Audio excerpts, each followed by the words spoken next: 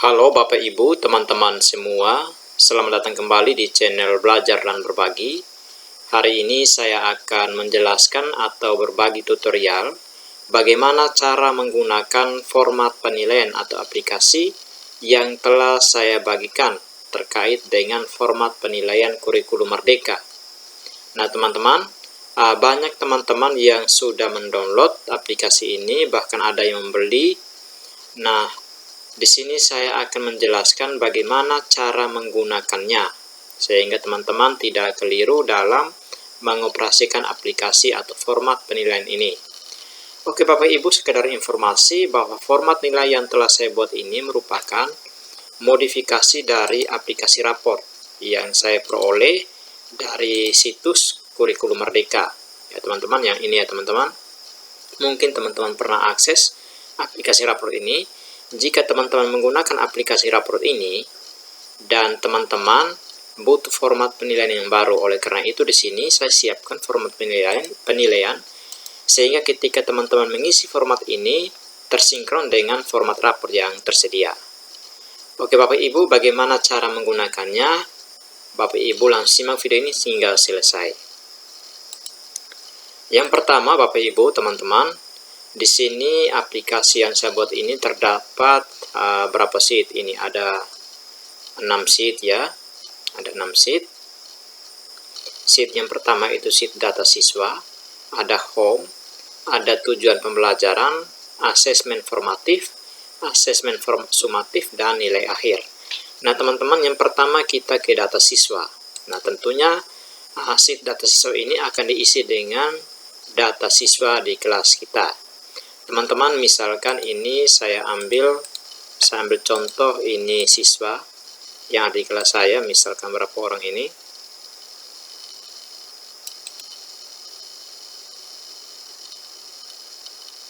Saya salin, saya tempatkan di sini ya. Oke, baik, saya urutkan dulu sesuai abjad. Ini ada acak, saya urutkan dulu.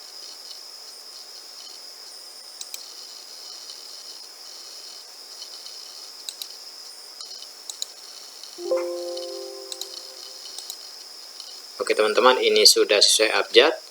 Yang berikut kita masukkan data nomor NISN dan NIS. Misalkan saya ambil contoh ini NISN. Saya pakai rumus biar cepat ya. Ini sekedar contoh ya teman-teman. Kalau teman-teman mau buat, silakan dicek baik-baik NISN siswa masing-masing. Ya. Ya, ini ada 40 orang misalkan ya. Dan ini juga nomor induk siswa.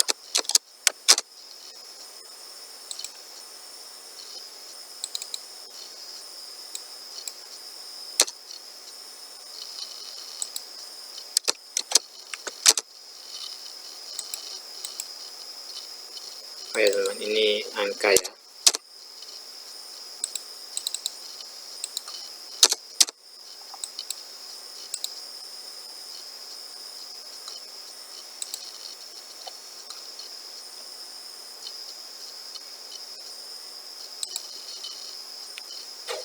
Ini saya ganti dulu ya formatnya menjadi number.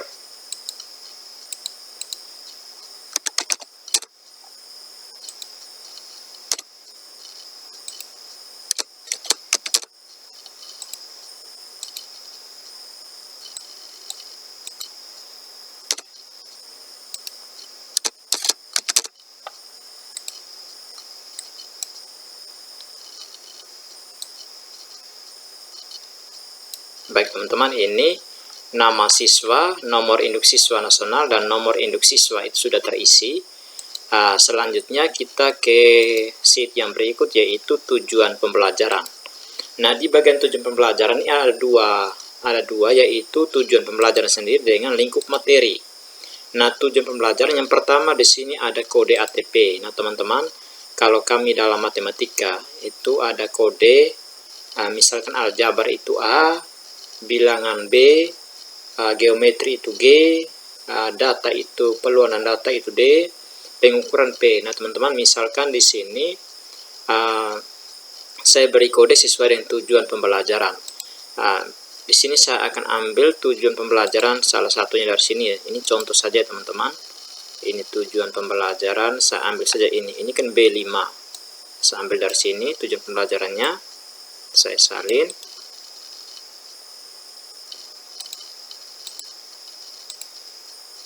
Nah, saya salin taruh di sini ya teman-teman. Oke.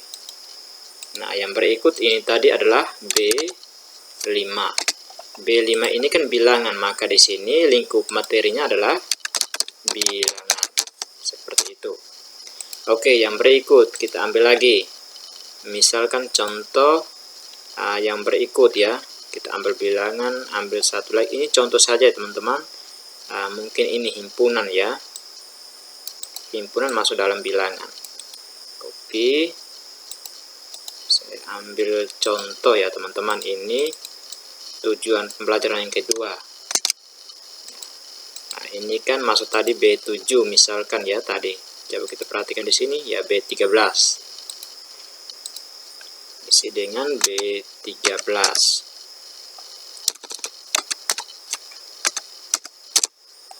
Oke, mungkin yang berikut saya tambahkan lagi. Misalkan ini A3, copy A3.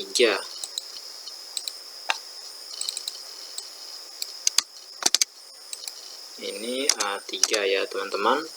Nah, A3 ini masuk dalam materi A3 tadi. Coba kita perhatikan. A3 itu masuk dalam materi aljabar ya, berarti A.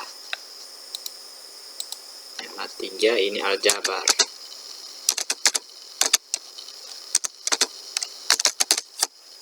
Oke, misalkan yang keempat, saya ambil contoh. Nah, ini sekedar contoh ya teman-teman. Nanti teman-teman sesuaikan dengan yang di teman-teman sekolah ya, sesuai dengan kondisi masing-masing. Ctrl V. Oke, ini masih A. Berapa tadi? A6. Oke. A6 masih aljabar, dan saya tambahkan lagi yang lain, misalkan ada fase D pengukuran, misalkan ini ya, pengukuran.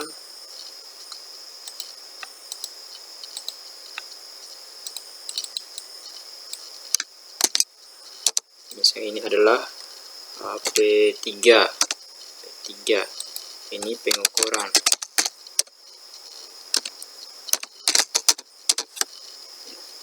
Pengukuran, kalau memang hanya 3 teman-teman, silakan teman-teman hapus ini, tidak perlu kita isi ya, dihapus saja. Ini teman-teman isi di kolom H, jangan sampai teman-teman isi di kolom I ataupun kolom J ya, isi di bagian H yang ini ya teman-teman ya. Jika sudah teman-teman, ini kan kita hapus ya kan, ini kita hapus. Oke. Sekarang setelah teman-teman mengisi tujuan pembelajaran dan lingkup materi, teman-teman bisa kembali ke home dan kita lihat pada data nilai asesmen formatif. Nah teman-teman, ya ini sudah masuk ya tujuan pembelajarannya. Ya. Ini tujuan pembelajaran yang pertama, tujuan pembelajaran kedua, ketiga, keempat, dan kelima. Tadi kan kita isi ada 5 tujuan pembelajaran, ya kan? Ada 5 tujuan pembelajaran. Nah teman-teman, sekarang kita ke nilai formatif. Silakan diisi, misalkan contoh ini orang pertama, orang kedua sampai dengan 5 ya. Misalkan di sini 80. Oke. Untuk nilai ini teman-teman, nilai yang sudah kita olah. Mungkin melalui analisis, mungkin melalui hasil ulangan, nilai akhirnya diisi pada kolom yang tersedia. Ya. Oke, ini hanya sampai 5 saja teman-teman. Untuk yang lain ini tidak boleh dihapus teman-teman, biarkan saja 0 seperti ini. Oke, sekarang orang kedua, saya ambil contoh saja dari sini, copy saja, Ctrl V, ya.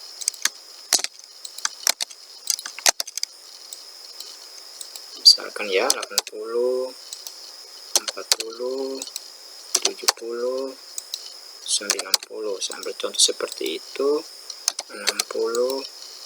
50, 60, 90, 80, contoh saja 70. Oke, sekarang saya copy. Ini anggap saja data semua sudah terisi ya teman-teman, sudah terisi sebanyak 40 siswa.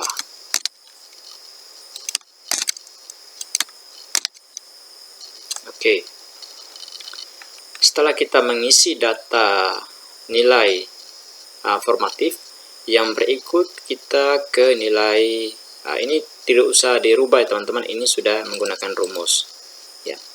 Nah, ini kita sudah mengisi nilai formatif, sekarang kita ke asesmen sumatif. Nah teman-teman, untuk asesmen sumatif ini yang tadi sesuai dengan lingkup materi yang ada ya, lingkup materi yang ada ini ya teman-teman. Oke, kita kembali ke asesmen sumatif. Nah, di sini kita lihat bilangan aljabar pengukuran yang tadi kita isi di bagian awal. Silakan teman-teman isi dengan nilai yang ada. Ini tes 90, non tes kalau ada silakan diisi. Contohnya 80. Ini sambil contoh saja ya. Untuk materi aljabar tesnya misalkan 90, non tesnya 70. Lalu untuk materi pengukuran dan seterusnya,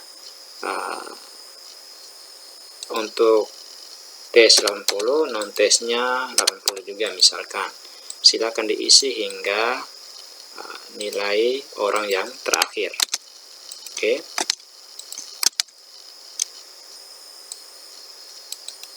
Saya copy saja ya teman-teman biar cepat. Tapi ingat dalam mengolah nilai jangan sampai teman-teman juga menggunakan copy paste seperti ini. Oke, kita lanjut ya teman-teman.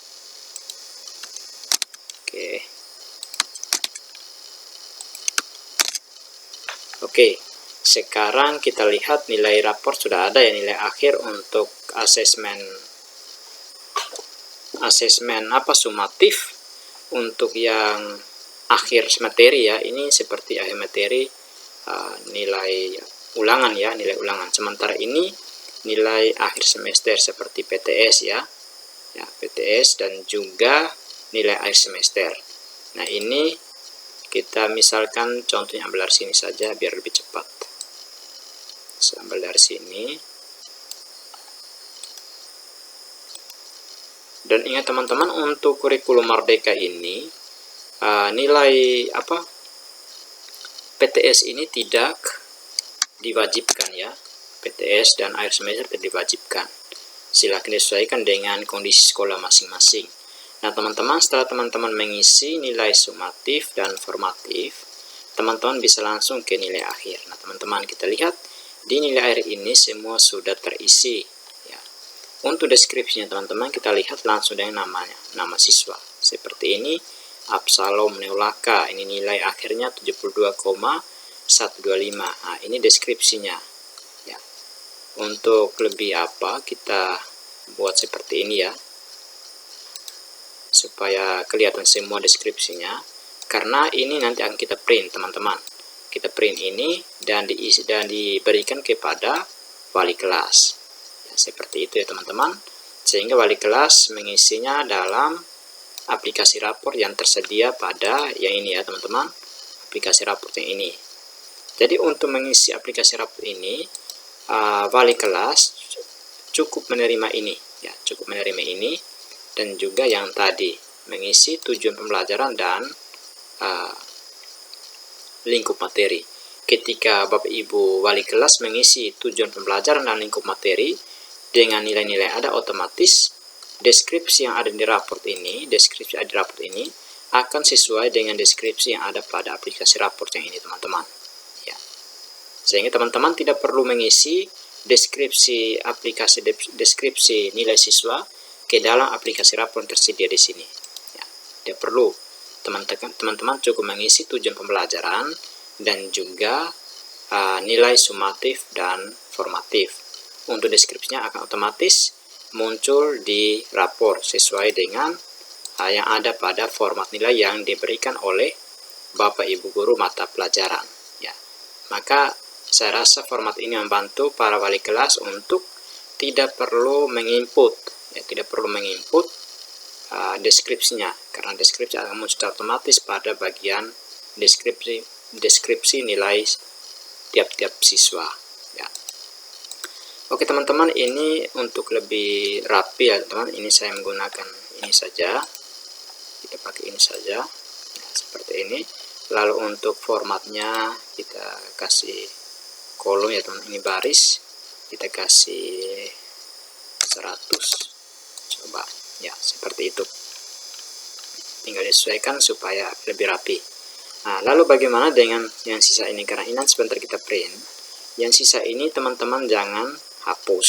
Usahakan sebelum menggunakan aplikasi rapor ini teman-teman bisa salin bagi dua, salin dulu baru kita kerja satu-satunya kita simpan. Dan jika sudah selesai, silakan teman-teman bisa blok yang sisa ini dari 40 hingga 50 ini kita blok, lalu pilih hidden, ya seperti ini. Kalau misalkan sebentar teman-teman isi di depan hingga 50 orang, tinggal teman-teman munculkan kembali unhidden, maka data akan muncul kembali di sini. Tidak perlu kita membuat rumus yang baru. Oke teman-teman, mungkin demikian ya teman-teman yang dapat saya bagikan pada kesempatan kali ini. Teman-teman bisa simak kembali ya, simak kembali dari awal sehingga tidak salah dalam menggunakan aplikasi atau format penilaian sederhana ini yang telah saya buat ya teman-teman. Nah, intinya teman-teman, menurut saya ini sangat membantu para wali kelas agar tidak perlu mengisi deskripsi di dalam rapor. Wali kelas cukup mengisi tujuan pembelajaran, asesmen formatif, asesmen sumatif. Ya. Ketika teman-teman mengisi 3 data ini, maka deskripsi akan muncul secara otomatis sesuai dengan yang ada pada data guru mata pelajaran, seperti itu. Oke teman-teman, demikian yang dapat saya bagikan pada kesempatan kali ini. Sampai jumpa di video berikutnya. Terima kasih.